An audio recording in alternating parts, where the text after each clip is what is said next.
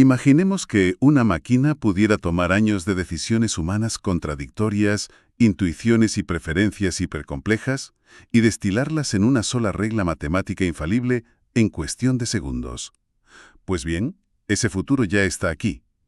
Bienvenidos y bienvenidas a una nueva inmersión profunda. Hola, un placer estar aquí de nuevo para analizar todo esto. Hoy vamos a desentrañar un artículo de investigación que verdaderamente cambia las reglas del juego. Se titula Una formulación eficiente de SAT para aprender reglas de clasificación no compensatorias con múltiples criterios a partir de ejemplos. Un título denso, desde luego. Muy denso, sí. Está firmado por los investigadores Belachem, Labriche, Maudet, Musso y Owardane. Y este trabajo nos sumerge de lleno en las entrañas de cómo la inteligencia artificial aprende a tomar decisiones complejas copiando el comportamiento humano. Vamos a explorar una transición algorítmica radical. El salto de modelos matemáticos exactos a modelos lógicos ultrarrápidos, ¿verdad? Exacto. Pasar de lo exacto, pero, digamos, exasperantemente lento, a lo ultra rápido. La metodología que proponen es sobre el papel una genialidad absoluta, que redefine por completo la velocidad de cálculo. A ver, la promesa de esa velocidad es innegable y resulta un avance técnico tremendo, eso por supuesto. Sin embargo, y asumiendo mi papel más analítico hoy, la gran pregunta que vertebra todo este estudio es otra. ¿A qué precio conseguimos esa rapidez? Claro, el peaje a pagar. Eso es. A lo largo de este análisis no podemos limitarnos a aplaudir la agilidad de estos algoritmos lógicos. Tenemos que diseccionar críticamente las enormes concesiones matemáticas que se hacen por el camino. Hablamos de sacrificar potencialmente la precisión, la tolerancia al ruido en los datos y, sobre todo, la robustez real de las decisiones que estas máquinas van a tomar cuando salgan del laboratorio y se enfrenten al mundo real. Es una advertencia más que necesaria. Pero bueno, antes de juzgar si ese precio es demasiado alto, necesitamos entender el terreno de juego. Para quienes nos escuchan, estamos hablando del análisis de decisión multicriterio. El famoso MCDA por sus siglas en inglés. Correcto. Básicamente, el objetivo es clasificar distintas alternativas que evaluamos bajo varios atributos o criterios y meterlas en clases ordenadas. Pensemos en categorías simples como malo, regular o bueno. Ajá. Estamos acostumbrados en el día a día. Pensemos en un examen de la universidad. Si sacas un 10 en matemáticas, eso compensa un 0 en historia y al final te queda una media aceptable para aprobar. La típica media que nos ha salvado a todos alguna vez. Exacto, la media te salva. Pero en un modelo no compensatorio no hay compensación que valga. Una alternativa solo sube de categoría si cumple con una, y cito textualmente, coalición suficiente de criterios. O sea, que si fallas en algo que el modelo considera vital, ninguna nota excelente en otra área te va a salvar de suspender. Ni de broma. Es un enfoque implacable. Es implacable, sí. Pero fíjate que de hecho es mucho más fiel a cómo tomamos decisiones críticas en la vida real. El estudio nos ancla este concepto con un ejemplo clarísimo. El caso de Terry. Ah, sí, Terry el periodista. Ese. Terry es un periodista especializado en motor que evalúa coches basándose en 4 criterios muy concretos. Por un lado, Terry busca minimizar 2 cosas, el coste del vehículo y su aceleración, entendida la aceleración como el tiempo que tarda en ponerse a 100 por hora, claro, donde una cifra menor es mucho mejor. Lógico. Por otro lado, busca maximizar el frenado y el agarre en carretera, puntuando estos 2 últimos en una escala, digamos, del 1 al 4. Y su meta final es clasificar los coches en 3 simples categorías: promedio, bueno y excelente. Y las reglas mentales de Terry son de hierro. Para él, un coche es excelente solamente si es excelente en coste o aceleración. Y al mismo tiempo, ojito a esto, es excelente en frenado o agarre. Una combinación muy específica. Es decir, necesitas cumplir esa combinación exacta. Si tenemos el coche más barato del mercado, con un precio de risa, pero no tiene ni buenos frenos ni buen agarre en carretera, pues no es un coche excelente. Claro, no lo es. Es, de hecho, un ataúd con ruedas. Ser excelente en un criterio extra, como el precio, no compensa en absoluto fallar en la coalición necesaria de seguridad. Totalmente de acuerdo. Y aquí es donde entra la inteligencia artificial. Terry no se sienta a programar estas reglas matemáticas en un ordenador de antemano. Él simplemente prueba coches, los conduce y los clasifica por pura intuición profesional. La experiencia al fin y al cabo. Eso es. La máquina es la que debe deducir esa regla subyacente de excelente, basándose única y exclusivamente en los ejemplos de las decisiones pasadas de Terry. Y este es precisamente el punto de fricción de toda la investigación, lo que llaman el paradigma de desagregación. Nombre un poco intimidante. Un poco, sí. A ver, pedirle a un responsable de la decisión humano que te defina matemáticamente umbrales exactos o coaliciones de criterios de forma directa es pedir peras al olmo. Es imposible. Claro. Los humanos somos inconsistentes, cambiamos de opinión, tenemos días malos, tenemos sesgos. Por eso el paradigma de desagregación intenta deducir las matemáticas a partir de los ejemplos, observando lo que el humano hace, no lo que dice que hace. Que suele ser muy distinto. Suele serlo, pero intentar inferir un modelo lógico puro a partir de decisiones humanas que inherentemente llevan ruido es una tarea titánica. Y es aquí donde la precisión matemática tradicional empieza a temblar un poco. Pues mira, para resolver este rompecabezas de inferir reglas a partir del comportamiento humano, el mundo de los algoritmos ha estado librando una verdadera guerra de formulaciones. Históricamente, el enfoque dominante ha sido la programación lineal entera mixta. El famoso MIP. El MIP, exacto. Para entender las decisiones de Terry, tradicionalmente se usaba una versión de este modelo que empleaba pesos, aditivos numéricos y un umbral de mayoría. Correcto. Y, a ver, no debemos menospreciar el enfoque clásico porque tiene unas bases hipersólidas. Dentro de este universo MIP, el documento detalla una formulación llamada MIP-O. La O viene de optimización. ¿Y qué hace exactamente esta versión? Pues lo que hace MIP-O es buscar el modelo más robusto posible, pura y duramente. Maximiza el margen, que es, digamos, la distancia matemática de seguridad entre lo que se considera una coalición suficiente y una insuficiente. Utiliza variables continuas y binarias para trazar una frontera de decisión que esté lo más alejada posible del error. Buscando ese colchón de seguridad. Exacto, esa robustez es vital. También mencionan en el artículo una versión llamada MIPO-D, enfocada solo en la decisión. Esta simplemente busca cualquier solución factible que cuadre con los datos sin optimizar ese margen de seguridad del que hablábamos. Pero MIPO es el estándar de oro en cuanto a fiabilidad matemática. Pero claro, aquí viene el gran pero. Si MIPO es tan fiable y tan maravilloso, ¿por qué necesitamos algo nuevo? ¿Por el tiempo? Por el tiempo, efectivamente. Tiene un problema monumental con el tiempo de cálculo. Cuando tienes conjuntos de datos enormes, el enfoque numérico de la programación lineal entera mixta se vuelve prohibitivamente lento, se atasca. Literalmente se atasca. Y ahí es exactamente donde los autores del estudio dan un golpe en la mesa con una alternativa radical.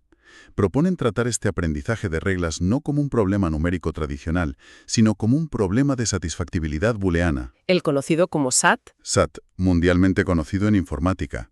En lugar de buscar pesos numéricos, porcentajes, umbrales matemáticos rebuscados, SAT utiliza una representación simbólica pura. Todo el problema, absolutamente todo, se reduce a variables de verdadero o falso. Lógica pura y dura. Blancos y negros. Exacto.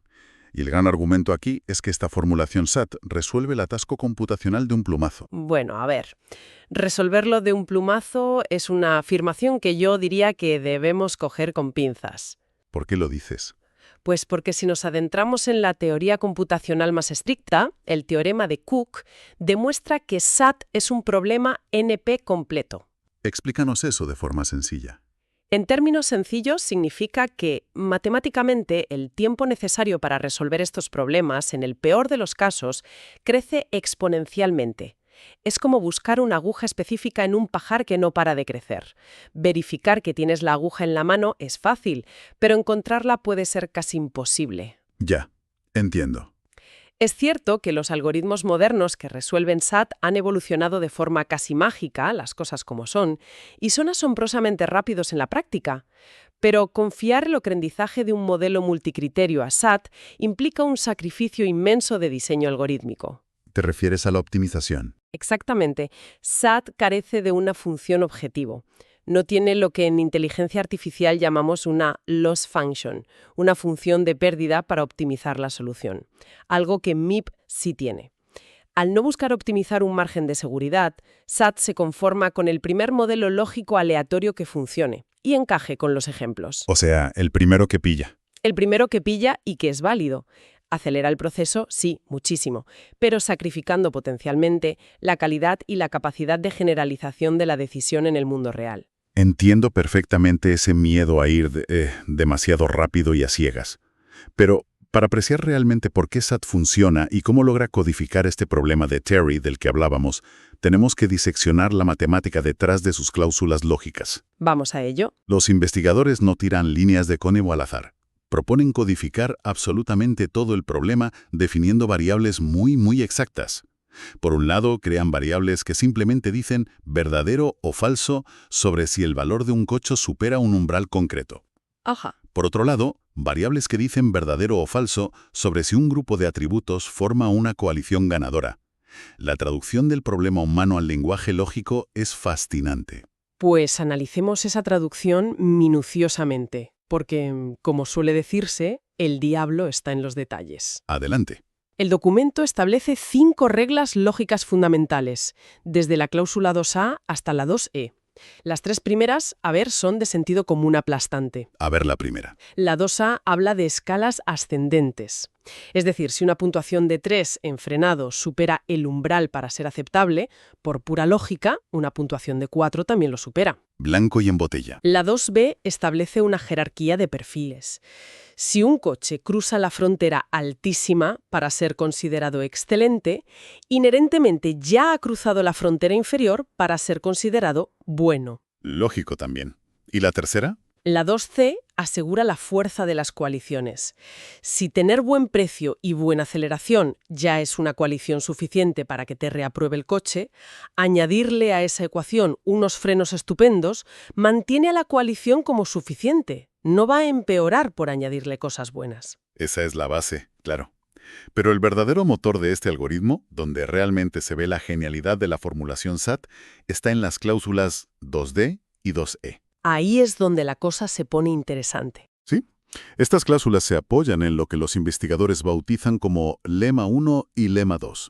Básicamente son las reglas de oro que conectan el rendimiento del coche con las coaliciones, garantizando que el sistema no clasifique mal un coche basándose en los puntos fuertes y débiles de los ejemplos que Terry le ha dado. Traduzcamos esos lemas a la realidad del día a día, porque son la clave de bóveda de su sistema.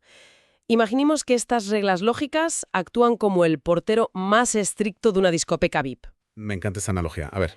El lema 1 es el portero diciendo, mira, no me importa que este coche tenga unos asientos de cuero increíbles y una pintura metalizada preciosa. Esos son tus puntos fuertes, ¿de acuerdo? Pero no forman la coalición específica que necesito para dejarte pasar a la categoría de coches excelentes. Te faltan los frenos. O sea que no pasas. Una nativa no supere la frontera superior de su categoría si sus puntos fuertes forman una coalición insuficiente. Evita que asciendas por las razones equivocadas, digamos. Qué buena forma de verlo. Y el lema 2, entiendo, sería el portero mirando las debilidades. Exacto. El lema 2 actúa a la inversa. El portero mira el coche y dice, vale, tienes un posavasos malísimo y el maletero es un poco pequeño. Un desastre de detalles. Sí, esos son tus puntos débiles, pero resulta que tienes un motor increíble, unos frenos perfectos y un precio imbatible. Tus debilidades no forman una coalición complementaria lo bastante fuerte como para arrastrarte hacia abajo y echarte del club VIP. Claro. ¿Lo bueno compensa? O más bien, la coalición buena es intocable. Exacto. El lema 2 asegura que la alternativa superará la frontera inferior si sus puntos débiles son irrelevantes frente a la coalición necesaria. Y debo conceder que a nivel puramente matemático, la codificación es increíblemente fiel. Los autores lo demuestran, ¿no? Sí, los corolarios 1 y 2 del estudio demuestran matemáticamente que si existe una solución válida en este universo no compensatorio, SAT la va a encontrar sin lugar a dudas. Pero intuyo por tu tono que vas a ponerle un pero gigantesco a esa fidelidad. Por supuesto. Porque es una fidelidad extremadamente frágil. Es una aproximación de todo o nada. ¿A qué te refieres?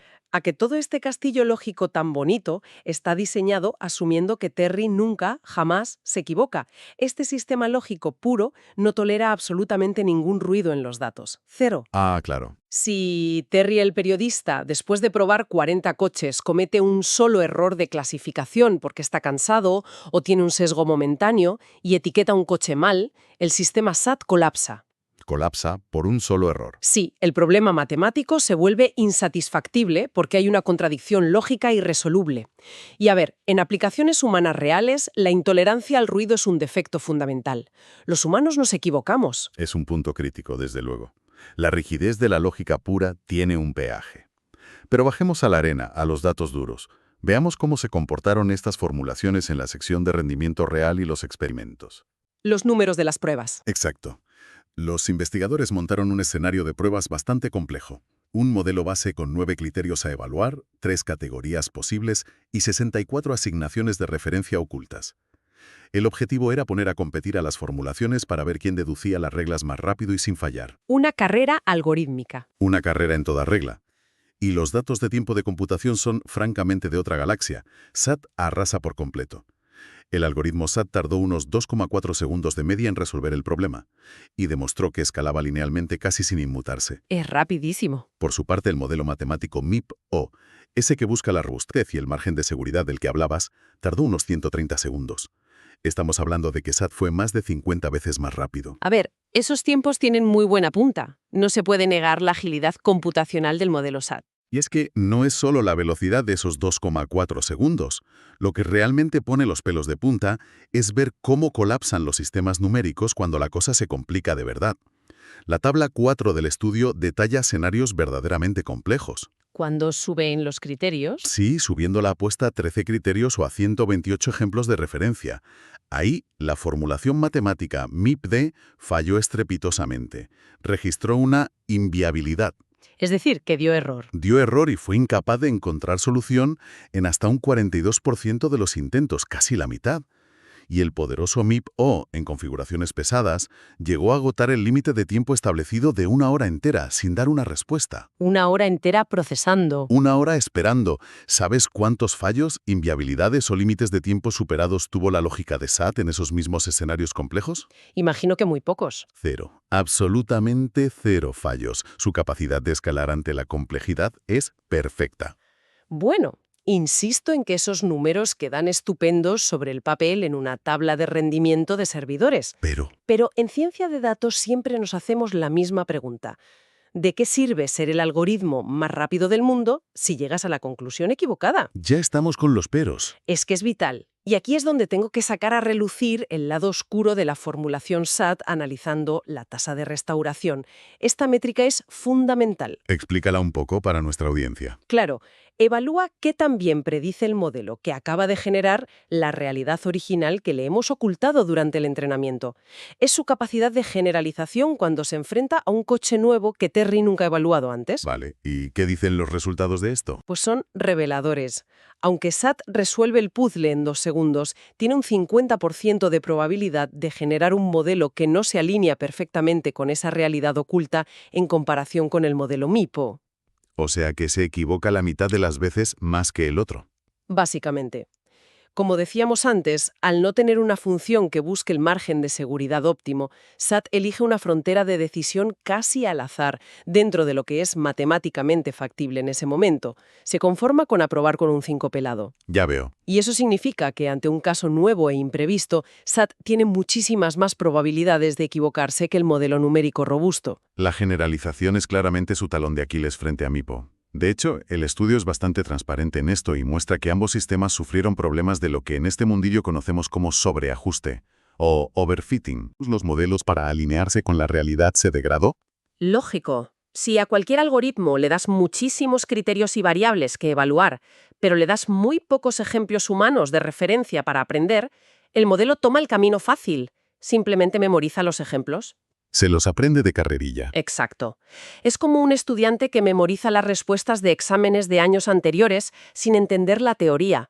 Sacará un 10 en la prueba de práctica, se ajustará perfectamente al pasado, pero cuando le cambien una simple coma en el examen final, Es decir, ante un escenario nuevo. esa robustez optimizada y de márgenes amplios, SAT es particularmente vulnerable a generar este tipo de modelos superficiales y memorísticos. Tiene sentido. Y fíjate que todo esto nos lleva a lo que considero el debate verdaderamente fundamental de este artículo, el núcleo de la controversia de hoy. Entramos de lleno en el debate filosófico. La representación simbólica contra la representación numérica. Eso es. Yo sostengo que la verdadera revolución de SAT no es que sea 50 veces más rápido, que está muy bien. Su genialidad reside en su naturaleza puramente simbólica a la hora de representar las coaliciones de criterios.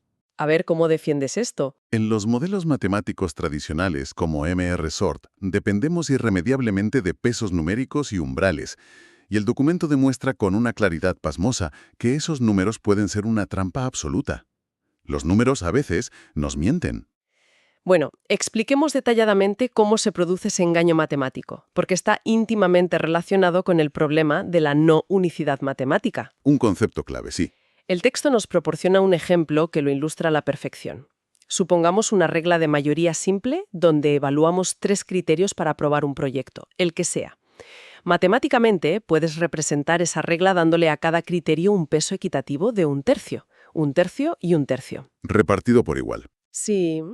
Y estableces un umbral para aprobar del 50%. Es decir, con que 2 criterios sean buenos, sumas 2/3, superas el 50% y apruebas. Todos los criterios valen exactamente lo mismo.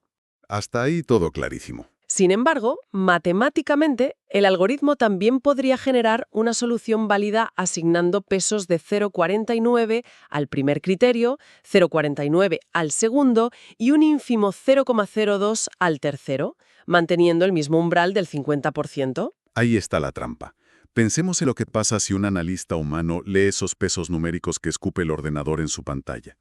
Ve un 0,49 en los 2 primeros criterios y ve un miserable 0,02 en el tercero. ¿Y qué piensa el analista? Automáticamente pensará, el tercer criterio es residual, es basura, no tiene ninguna importancia en la decisión final.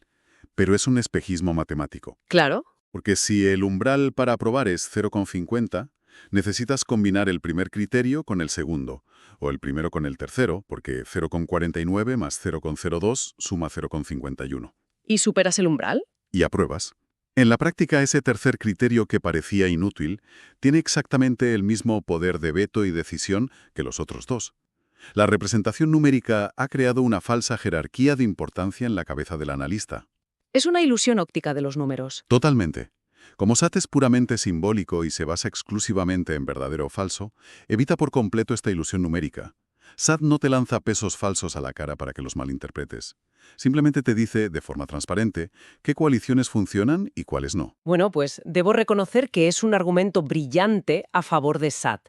Concedo plenamente que la representación simbólica tiene el tremendo valor de evitar estos problemas matemáticos relacionados con la creación de límites inferiores artificiales y ponderaciones engañosas. Es que confunden muchísimo. Inevitablemente confunden a los analistas de datos humanos. Evita que, al leer un informe, proyectemos una importancia irreal sobre ciertos factores solo porque un algoritmo asignó un decimal más alto por pura casualidad matemática. Exacto, nos quita los sesgos numéricos. Sin embargo, y manteniéndome fiel a la postura analítica que me toca hoy, no puedo obviar el precio de este enfoque. Al rechazar los números continuos, SAT pierde la capacidad de medir la distancia hasta el error. ¿Volvemos a la robustez? Es que es clave.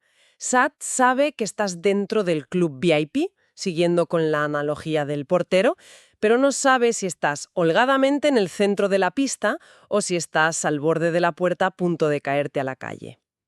¡Qué buena imagen!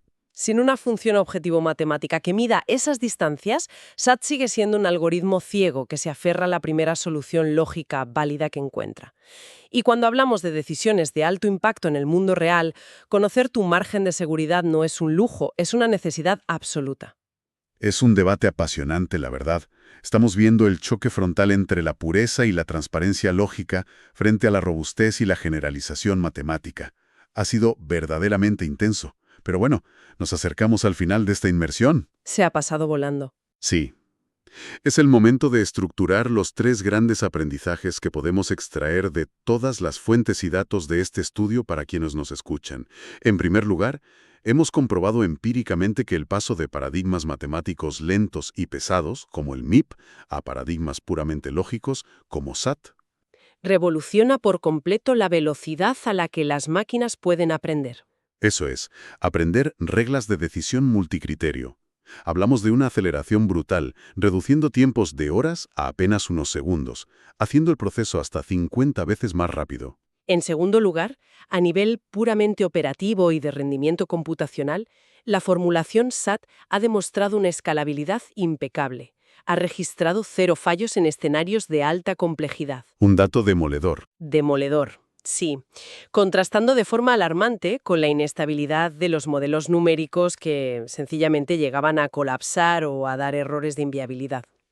Y en tercer lugar, nos llevamos la reflexión de este último debate, simbólico contra numérico. A pesar de la brillantez de SAT para desenmascarar las mentiras de los pesos numéricos y reales y ofrecer coaliciones transparentes, sigue enfrentando 2 retos enormes. ¿La falta de optimización? Sí, esa falta de una optimización que busque el mejor modelo en lugar de conformarse con uno que simplemente funcione. Y su fragilidad absoluta, esa intolerancia total a datos contradictorios o ruidosos aportados por los humanos, que al final somos los que generamos los ejemplos. Totalmente. Analizar los algoritmos levantando el capó no solo desde la frialdad de su código, sino entendiendo las implicaciones matemáticas de cómo estructuran la realidad, es esencial. Nos ayuda a comprender hacia dónde va la tecnología que moldeará nuestro futuro. Ha sido un ejercicio analítico de primer nivel. Ha sido fascinante desgranar todo esto hoy contigo. Y para cerrar definitivamente, basándonos en la asombrosa capacidad de estas máquinas para leer nuestro comportamiento, queremos dejar en el aire una última reflexión provocadora. ¿Para que le den vueltas en casa? Exacto. Que cada persona que nos escuche le dé vueltas por su cuenta. Si los algoritmos simbólicos como SAT pueden destilar reglas de hierro perfectas a partir de nuestras decisiones pasadas en cuestión de segundos, Ajá. ¿qué pasará el día que decidamos aplicar estas lógicas implacables para auditar a fondo sistemas de justicia, procesos de contrataciones masivas o políticas públicas? Da un poco de vértigo pensarlo. Da mucho vértigo. Al ponerle un espejo matemático a nuestras decisiones, descubriremos por fin que los humanos nunca fuimos seres racionales en absoluto. Ahí lo dejamos. Ahí queda eso. Muchísimas gracias por acompañarnos. Hasta la próxima Inversión Profunda.